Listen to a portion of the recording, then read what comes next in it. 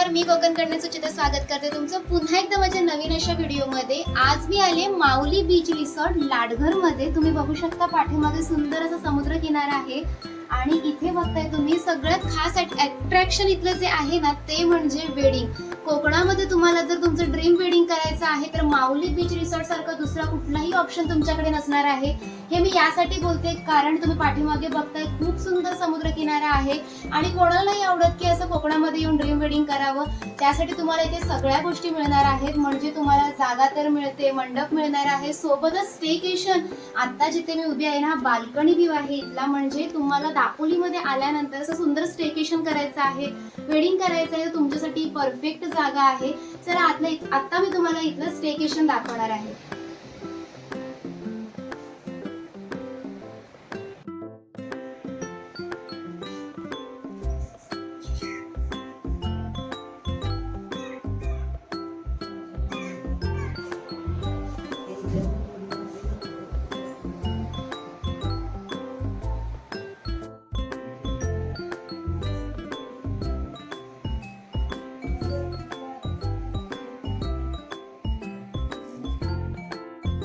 Wow, काय सुंदर view आहे। हे जे बघताय ना, इथे वेडिंग होतं। हा पूर्ण जो जागा आहे इकडे वेडिंग होतं।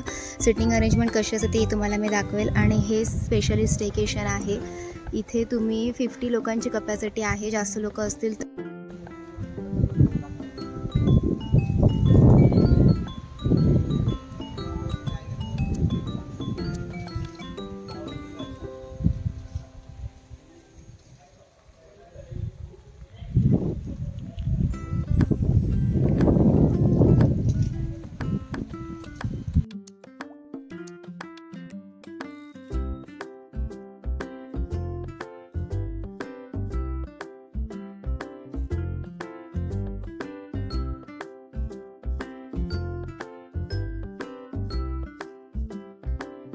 वाव, किती सुंदर स्टेकेशन आहे माऊली बीच रिसॉर्टचं। आणि इथे तुम्ही वेडिंग करू शकता, म्हणजे कोकणात दापोलीमध्ये स्पेशली माऊली बीच रिसॉर्टला तुम्हाला स्टेकेशन विथ तुम्हाला सगळ्या गोष्टी करता येतात, म्हणजे dream wedding, pre wedding shoot, या सगळ्या गोष्टी।